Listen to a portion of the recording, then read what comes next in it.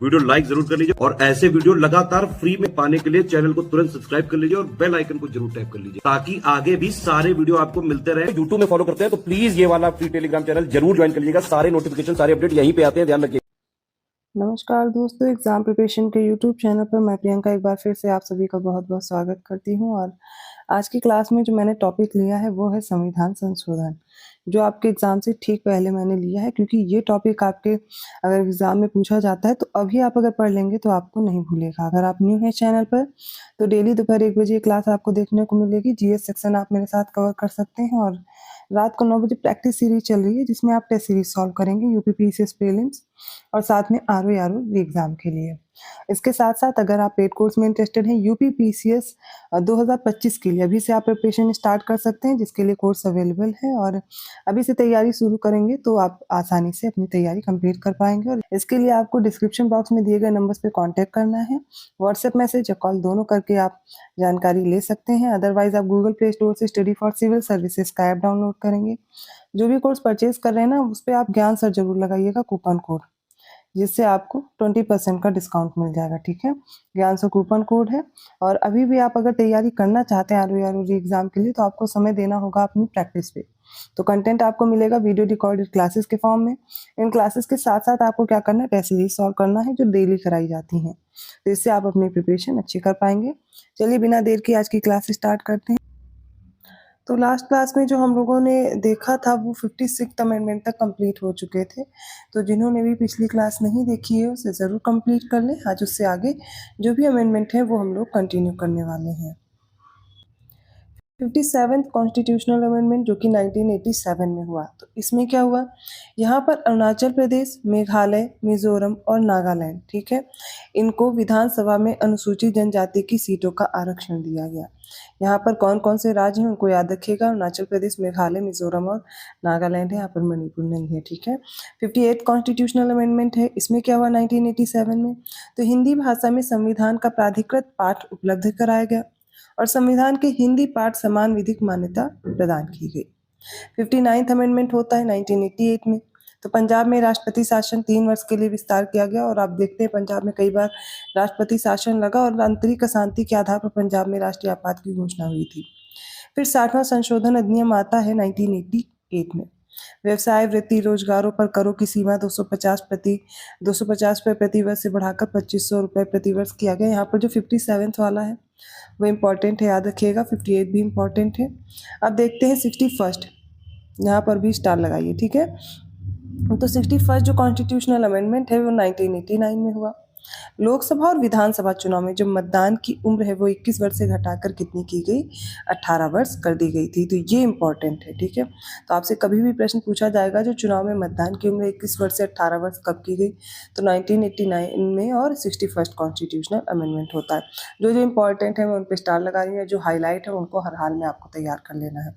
62nd constitutional amendment 1989 में हुआ और अनुसूचित जाति और जनजाति का जो आरक्षण था ये फिर से 10 साल बढ़ता है और जो आंग्ल भारतीय थी फिलहाल ये खत्म कर दिया गया है। 63rd कॉन्स्टिट्यूशनल अमेंडमेंट हुआ था, ये भी आप देख सकते हैं। पंजाब के संबंध में किए गए परिवर्तन निरस्त किए गए और पंजाब में जो आपातकाल था उससे रिलेटेड था। 64th अमेंडमेंट 1990 में, तो पंजाब में राष्ट्रपति शासन का विस्तार, ये इंपॉर्टेंट नहीं है। 65th अमेंडमेंट आप देखिए 1990 में होता है। तो अनुसूचित जाति और जनजाति के लिए राष्ट्रीय आयोग में विशेष अधिकार के स्थान पर बहुसदस्यीय व्यवस्था का उपबंध किया गया। फिर 66th अमेंडमेंट होता है, तो 9वीं सूची में 55 भू सुधार अधिनियम शामिल किए गए। 67th होता है, पंजाब में फिर से राष्ट्रपति शासन आप देख रहे हैं और ये 68 BC से रिलेटेड है। अगला जो इम्पोर्टेंट है वो 69th कॉन्स्टिट्यूशनल अमेंडमेंट है 1991 का। तो केंद्र शासित राज्य दिल्ली को विशेष दर्जा दिया गया और विशेष दर्जा देते हुए राष्ट्रीय राजधानी क्षेत्र दिल्ली बनाया गया। इस संशोधन में दिल्ली के 70 सदस्यीय विधानसभा और 7 सदस्यीय मंत्रिपरिषद की व्यवस्था की गई। इंपॉर्टेंट है।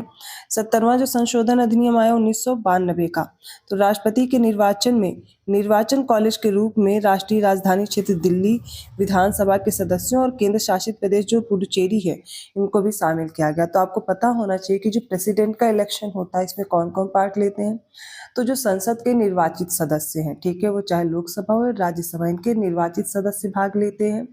विधानसभा के निर्वाचित सदस्य भाग लेते हैं, लेकिन विधान परिषद के सदस्य भाग नहीं लेते इसमें।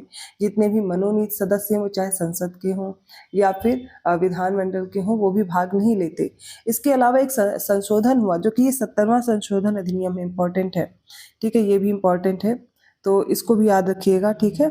तो ये हो जाएगा, जिसमें आपको याद रखना है कि राष्ट्रपति के निर्वाचन में जो राष्ट्रीय राजधानी क्षेत्र दिल्ली बनाया गया वो, और इसके साथ में जो पुदुचेरी है, तो यहाँ की जो विधानसभा के सदस्य हैं वो भी इसमें भाग लेते हैं, याद रखिएगा।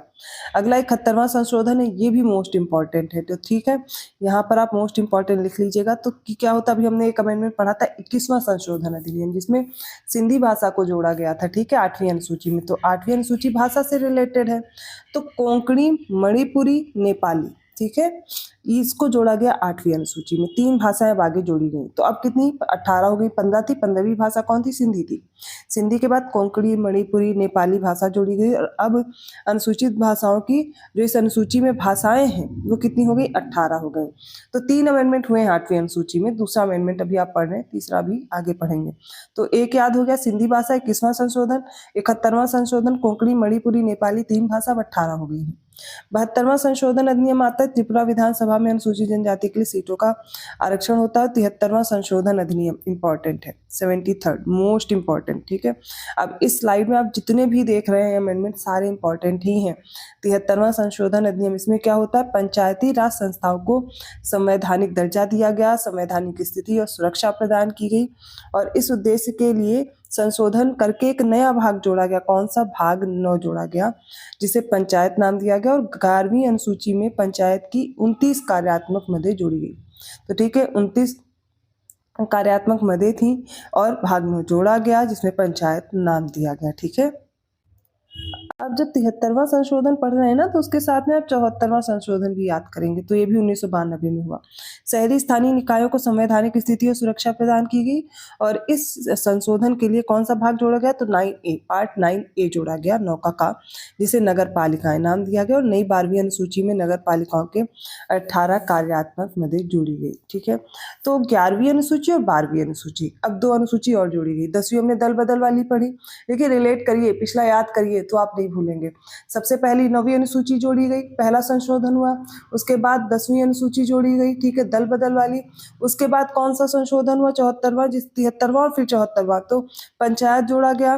फिर उसके बाद जो 11वीं अनुसूची थी वो जोड़ी गई, फिर 12वीं अनुसूची नगर पालिकाएं जोड़ी गई। अनुसूची सारी तैयार हो गई ना। ऐसे ही आपको याद रखें, पंचायत के पास कितने विषय हैं, 29 विषय हैं जिन पे वो कार्य कर सकते हैं, और इनके पास जो नगर निकाय है इनके पास 18 विषय हैं जिन पर ये कार्य करेंगे, ठीक है, कार्यात्मक मदें हैं इनकी। इस तरीके से आप जब रिलेट करेंगे तो अनुसूची तैयार हो जाएगी। पार्ट में आपने पार्ट 9 पढ़ा, 9A पढ़ा, जो फिर 9B पढ़ेंगे जो सहकारी समितियों से रिलेटेड है। इस तरह आपके पार्ट भी तैयार हो जाएंगे। फिर 75वां संशोधन अधिनियम आता है 1994 का, किराया न्यायालय की स्थापना की गई, जो किराया विवादों का सुलझाना होता था, इसमें सुलझाया गया, और वह न्यायालय किराया मामलों में मकान मालिक और किराएदार के हित के संबंध में जो नियम कानून है वो बनाएंगे, ठीक है। फिर 76वां संशोधन अधिनियम तमिलनाडु आरक्षण अधिनियम था, इसको आप देख लेंगे। 77वां है, देखिए यहाँ पर लिखा हुआ है, आप वो चीज़ एक बार रीड कर लीजिएगा, लेकिन जितने मोस्ट इंपॉर्टेंट है ना वो मैं करा रही हूँ, प्रश्न आपको यहीं से मिल जाएंगे। फिर आप देखते हैं सरकारी नौकरियों में अनुसूचित जाति और जनजाति के लोगों को प्रोन्नति के लिए आरक्षण की व्यवस्था की गई, और इस संशोधन ने उच्चतम न्यायालय द्वारा प्रोन्नति के संबंध में दिए गए निर्णय को समाप्त कर दिया। तो 77th कॉन्स्टिट्यूशनल अमेंडमेंट, जो सरकारी नौकरियों में अनुसूचित जाति और जनजाति के लोग हैं, इनके जो प्रोन्नति है, इनका जो प्रमोशन है, उसके लिए आरक्षण की व्यवस्था की। नेक्स्ट है 78 कॉन्स्टिट्यूशनल अमेंडमेंट, तो 9वीं अनुसूची में विभिन्न राज्यों और 27 और भूमि सुधार अधिनियमों को शामिल किया गया।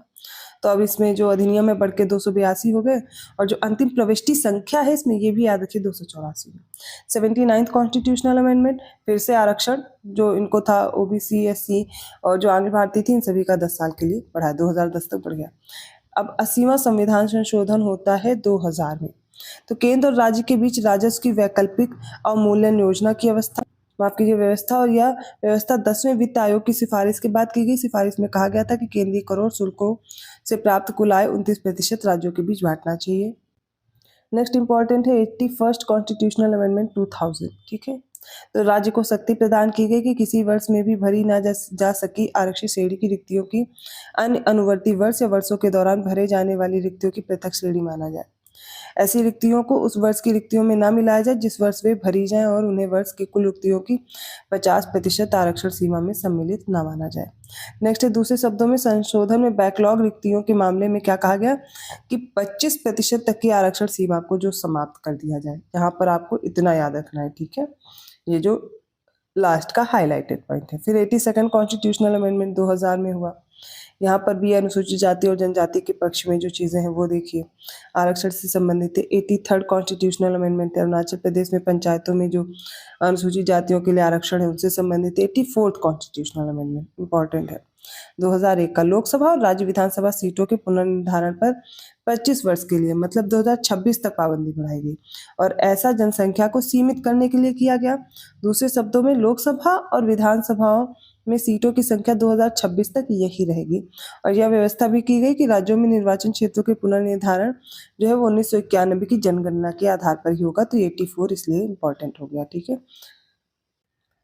अगला है 85th कॉन्स्टिट्यूशनल अमेंडमेंट 2001 में और सरकारी नौकरियों में जो प्रोन्नति का मामला था इसके बारे में, इसके लिए पारिमाणिक जो वरिष्ठता है इसको जून 1995 से प्रभावी मानने की व्यवस्था की गई।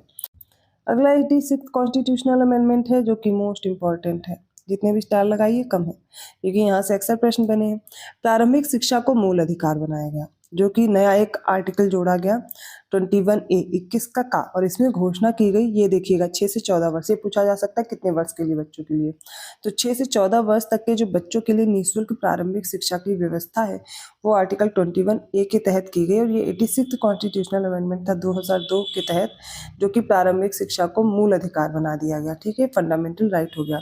और क्या हुआ देखिए, ये सबसे पहले किसमें था, आर्टिकल 45 में था जो कि नीति निर्देशक तत्व थे। जब इसको फंडामेंटल राइट बनाया गया तो कुछ चेंजेस इस आर्टिकल में किए गए आर्टिकल 45 में। तो निर्देशक तत्वों के मामले में अनुच्छेद 45 की विषय वस्तु बदली गई।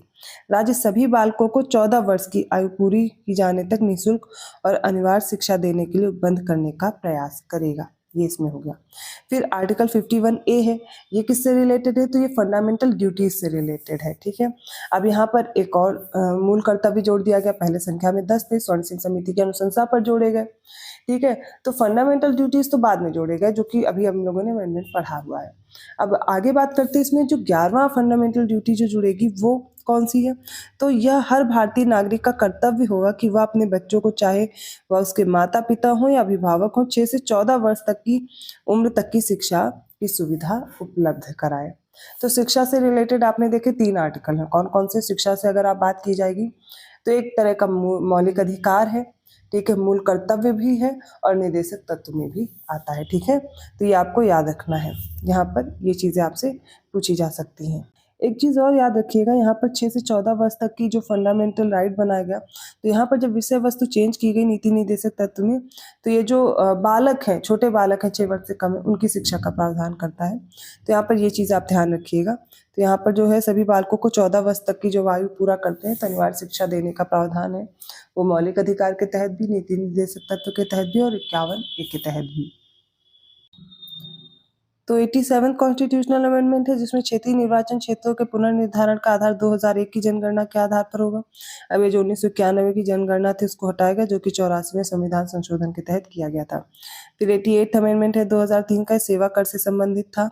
इसके बाद 89th कॉन्स्टिट्यूशनल अमेंडमेंट आता है, इसमें राष्ट्रीय अनुसूचित जाति और जनजाति आयोग का 2 भागों में विभाजन कर दिया गया, इंपॉर्टेंट है, इसको भी नहीं भूलना है। क्यों, तो देखिए 89th कॉन्स्टिट्यूशनल अमेंडमेंट होता है, इसके जरिए से जो अनुसूचित जाति है और अनुसूचित जाति और अनुसूचित जनजाति आयोग जो है इनको क्या करते हैं, 2 भाग में विभाजित कर देते हैं, ठीक है। तो इन आयोगों की स्थापना होती है, दोनों ही आयोगों में एक अध्यक्ष, एक उपाध्यक्ष और 3 अन्य सदस्य भी होंगे।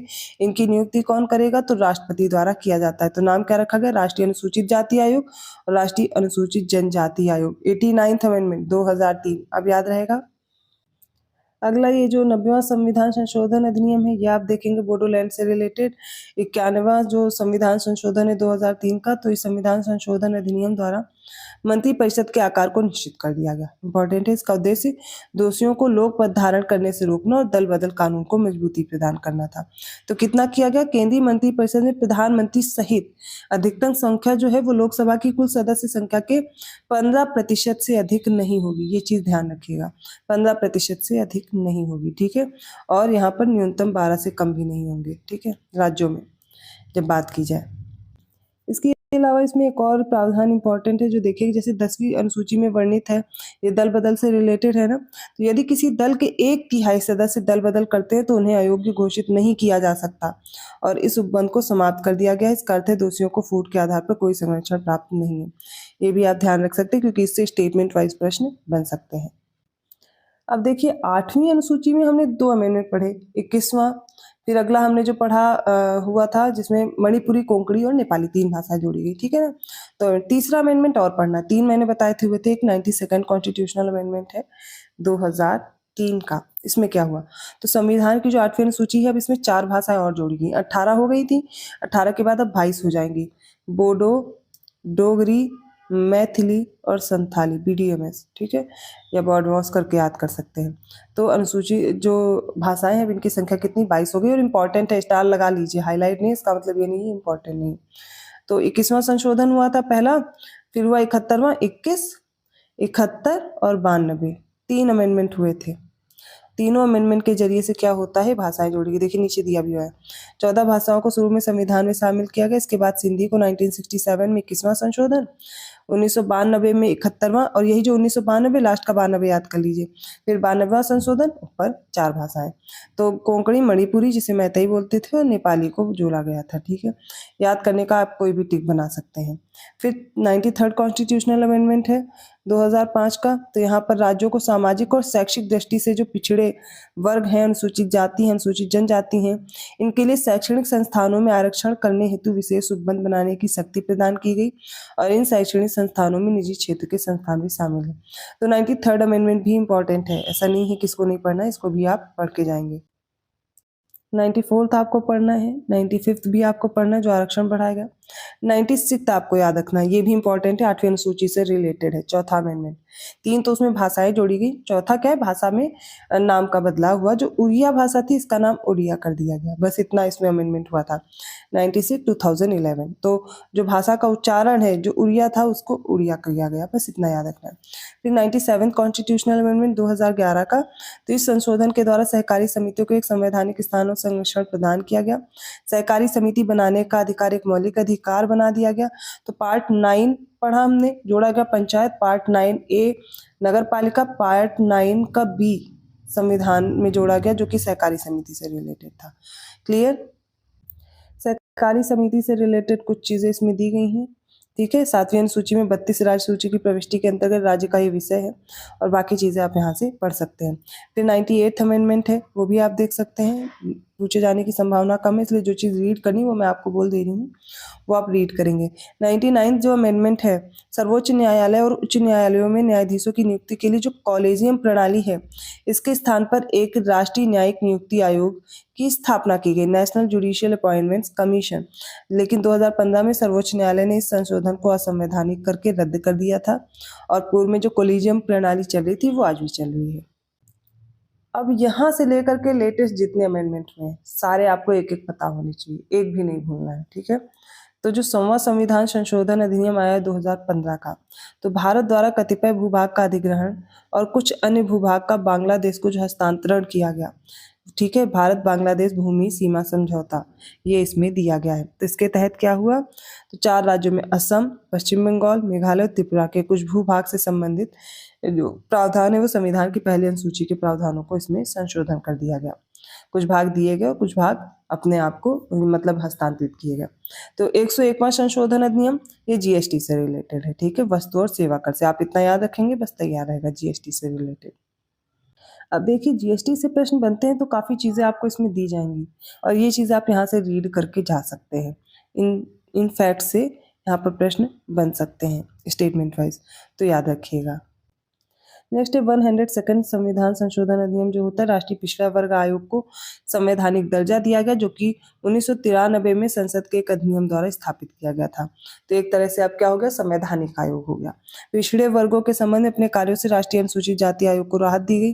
खैर ये इतना इंपॉर्टेंट नहीं है, जो इंपॉर्टेंट है वो हाईलाइटेड है। 103rd अमेंडमेंट होता है 2019 में, तो नागरिकों के किसी भी आर्थिक रूप से कमजोर वर्ग की उन्नति के लिए कोई विशेष प्रावधान करने के लिए राज्य को सशक्त बनाया गया। तो 10% जो आरक्षण दिया जा रहा है अल्पसंख्यकों को, वो इसी में आता है, ठीक है। तो 103rd अमेंडमेंट। नेक्स्ट है 104th कॉन्स्टिट्यूशनल अमेंडमेंट। इसके जरिए से क्या हुआ, जो एंग्लो इंडियन थे इनकी सीट का आरक्षण था ना, तो जो बढ़ाया गया था वो इसको यहीं से समाप्त किया गया। तो जो आंग्ल भारतीय मनोनीत किए जाते थे लोकसभा में, उनका क्या हुआ, यहाँ से समाप्ति कर दी गई, ठीक है, जो आर्टिकल 331 के तहत था। फिर 105वां संविधान संशोधन अधिनियम आता है। इसके तहत देखिए ये 105वां जो पिछड़े वर्ग हैं, ठीक है, ये सामाजिक और आर्थिक रूप से पिछड़े वर्गों की पहचान करने के लिए राज्य सरकारों और केंद्र शासित प्रदेशों की शक्ति को बहाल करता है। याद करने वाला फैक्ट ये है कि संशोधन ने संविधान के आर्टिकल 338B, 342A और 366 में संशोधन किया। यहाँ पे ये याद रखिएगा, ठीक है। इसके अलावा कुछ फैक्ट्स हैं वो आप यहाँ पर देख सकते हैं। अब आगे हम लोग बात करते हैं जो ये लास्ट अमेंडमेंट पढ़ रहे हैं। ये संविधान संशोधन 106 है, 2023 में हुआ। इम्पॉर्टेंट है, याद रखना है, क्योंकि इससे प्रश्न बनने की संभावना सबसे ज़्यादा है। तो यह अधिनियम लोकसभा, प्रत्येक राज्य की विधानसभा और राष्ट्रीय राजधानी क्षेत्र दिल्ली की विधानसभा में कुल सीटों में से 1/3 सीटों को 15 वर्षों के लिए महिलाओं के लिए आरक्षित करने का प्रावधान करता है। तो महिला आरक्षण से रिलेटेड है ये, और इस संशोधन का उद्देश्य नीति निर्माण में महिलाओं की भागीदारी को बढ़ाना है। हालांकि विधायकों की संख्या और कानून प्रवर्तन एजेंसियों की ताकत के बीच ऐसा कोई सीधा संबंध नहीं है, लेकिन इनमें महिलाओं की संख्या इस बात का उचित अंदाजा देती है कि ये संस्थाएं जिस समाज का प्रतिनिधित्व करती हैं उसका कितना प्रतिनिधित्व करती हैं, इसमें दिया गया है। और इसका नाम क्या रखा है, तो नारी शक्ति वंदन अधिनियम 2023। तो 128वां जो संवैधानिक संशोधन विधेयक था और 106वां संवैधानिक संशोधन अधिनियम है यह बिल लोकसभा, राज्य विधानसभा और दिल्ली विधानसभा में महिलाओं के लिए 1/3 सीटें आरक्षित करता है, और यह लोकसभा और राज्य विधानसभा में अनुसूचित जाति और अनुसूचित जनजाति के लिए आरक्षित सीटों पर भी लागू होगा। तो 106 जो कॉन्स्टिट्यूशनल अमेंडमेंट है, इसको जानते हैं नारी शक्ति वंदन अधिनियम के द्वारा, और यहाँ पर महिलाओं के आरक्षण की बात की गई है। जितने भी संशोधन हैं इस वीडियो में मैंने कंप्लीट किया है, पिछला वीडियो भी और ये दोनों कंप्लीट कीजिए। और जिन्हें भी ये क्लास अच्छी लगी प्लीज़ लाइक करना मत भूलिए, चैनल को सब्सक्राइब जरूर कर लीजिए और लोगों को शेयर करते रहिए।